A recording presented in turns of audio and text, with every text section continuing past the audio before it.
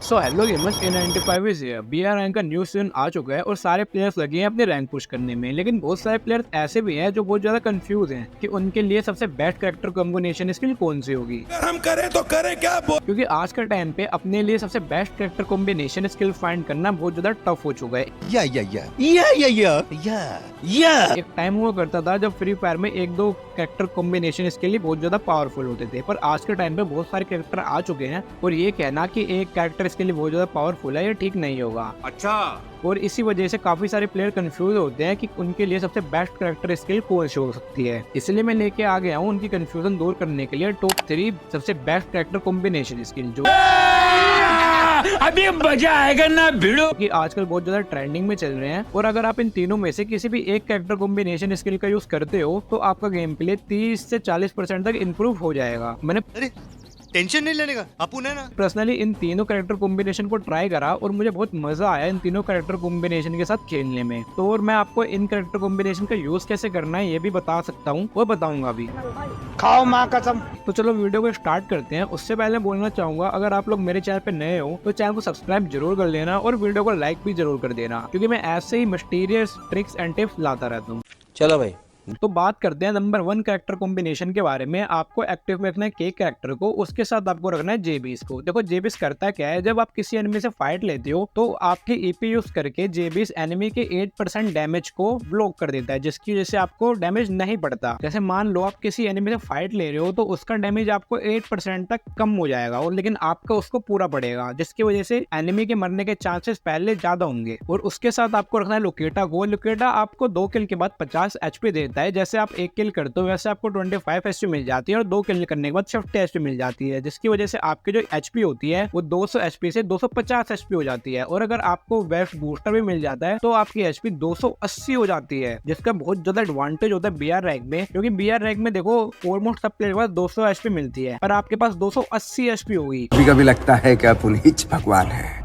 तो मतलब एनिमी के मरने के चांसेस ज्यादा होंगे और आपके मरने के कम होंगे, क्योंकि एनिमी अगर आपको 200 डैमेज भी दे देगा, 200 एचपी का भी डैमेज देगा, तब भी आप जिंदा रहोगे क्योंकि आप पे 80 एचपी भी बची होगी, पर एनिमी मर चुका होगा। चीटिंग करता है तू।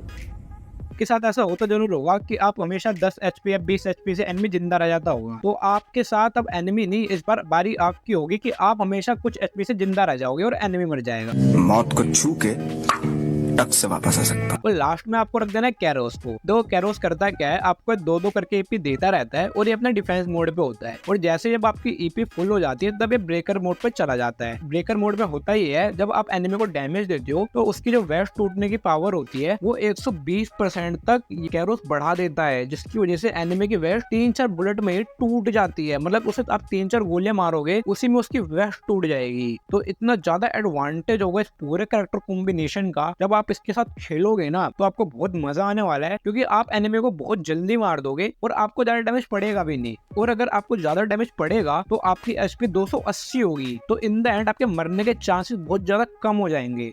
और इस कैरेक्टर कॉम्बिनेशन से मैंने पर्सनली खेल के देखा और मैं बता नहीं सकता मुझे कितना ज्यादा मजा आ रहा था। ऐसा लग रहा था कि गेम कितनी इजी हो, और ये मेरा one of the most favourite character combination बन चुका है भाई। अब बात करते हैं सेकंड नंबर कैरेक्टर कॉम्बिनेशन के बारे में। इसमें आपको एक्टिव में तसुया को रखना है, इसके साथ आपको फिर रख देना है लोकेटा को और फिर आपको रखना है शैनी को। शैनी करते क्या है, जब आप एक्टिव स्किल यूज करते हो तभी आपको 40 शील्ड पॉइंट देती है, जिसका बहुत ज्यादा एडवांटेज होता है। अगर आपको मान लो भागना है, भाग के अगर आपको हील करना है तो आप आराम से भाग सकते हो और आपको डैमेज भी कम पड़ता है, जिसकी वजह से आप आराम से हील कर पाते हो। और एंड में आपको रख देना है लूना को। अब लूना से होता ही है कि जब आप एनिमी को मारते हो तो ये आपको 15% फायर रेट बढ़ा देती है, जिसकी वजह से एनिमी को हेड लगने के चांसेस बढ़ जाते हैं बहुत ज़्यादा। और मूवमेंट स्पीड आपकी फास्ट कर देती है 8% तक। मतलब कि अगर आप तस्वीर को यूज़ करते हो तो आप वैसे इसकी मूवमेंट कितनी ज़्यादा फास्ट होती है एक्टिव स्किल जब इसकी यूज़ करते हैं, और आपको 15% और इसमें ऐड हो जाती है। तो कितना खतरनाक कॉम्बिनेशन होने वाला है आप समझ सकते हो। क्योंकि जब हम भागते हैं तो सुइया की वैसे एनिमी कंफ्यूज हो जाता है कि जा कहाँ पे रहा है, और उसमें आप 15% और ऐड कर दो, जिसकी वजह से उसकी पावर डबल हो जाएगी। कैसा लगा मेरा मजाक? डबल तो नहीं लेकिन काफी ज्यादा हो जाएगी, जिसकी वजह से आप भाग पाओगे अच्छे से, एनिमी को खेल पाओगे। और जब मैंने इस कैरेक्टर कॉम्बिनेशन के साथ खेला ना भाई, तो एनिमी को समझ ही नहीं आ रहा था मैं उन्हें मार कहाँ से रहा हूँ। वो खड़े के खड़े रह जा रहे थे। आपको गेम प्ले दिख रहा होगा मेरा, मैंने इतनी इजीली बुए निकाला ना भाई इस कैरेक्टर कॉम्बिनेशन से खेल के। यही नहीं, अभी और सुनिए। अब बात करते हैं नंबर 3 कैरेक्टर कॉम्बिनेशन के बारे में। ये तो बहुत ज्यादा अमेजिंग कैरेक्टर कॉम्बिनेशन है और फ्री फायर में बहुत ज्यादा ट्रेंडिंग पे चल रहा है। इसमें आपको एक्टिव में सेंटिनो को रखना होता है। देखो सेंटिनोस का अनलिमिटेड एडवांटेज है। छत पे हो आप वहां से भी नीचे आके फाइट ले सकते हो और वापस छत पे जा सकते हो। ये बेसिकली करता क्या है, एक पुतला अपना छोड़ देता है जो कि थोड़ी आगे तक ऑटोमेटिक चलता रहता है। वो फिर आप फाइट लेते हो और जैसे अपने स्किल दोबारा यूज करते हो तो जहाँ पे पुतला होता है वहां पे आ जाते हो। तो मतलब कितना ज्यादा एडवांटेज है सेंटिनो का, तो वो तो आप समझ ही सकते हो। और इसके साथ ऊपर रखना है कैली को, क्योंकि देखो कैली से होगा क्या, आपकी मूवमेंट स्पीड बढ़ जाएगी। मतलब आप सेंटिनो को यूज कर रहे हो और फटाफट जाके एनिमी से फायर ले पाओगे क्योंकि आपकी मूवमेंट स्पीड बहुत ज्यादा फास्ट होगी।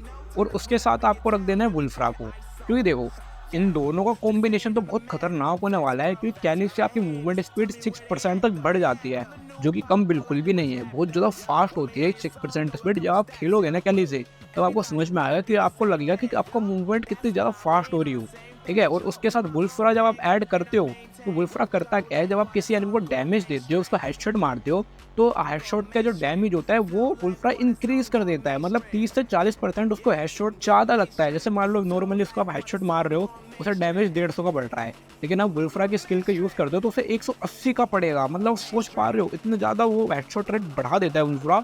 और कोई एनिमी जब आपको हेडशॉट मारता है तो उसकी वही पावर कम कर देता है। मतलब कि अगर आपको हेडशॉट 150 का पड़ रहा है किसी एनिमी से, तो वुल्फ्रा अगर आपने लगा रखा है तो आपको 120-110 का हेडशॉट पड़ेगा।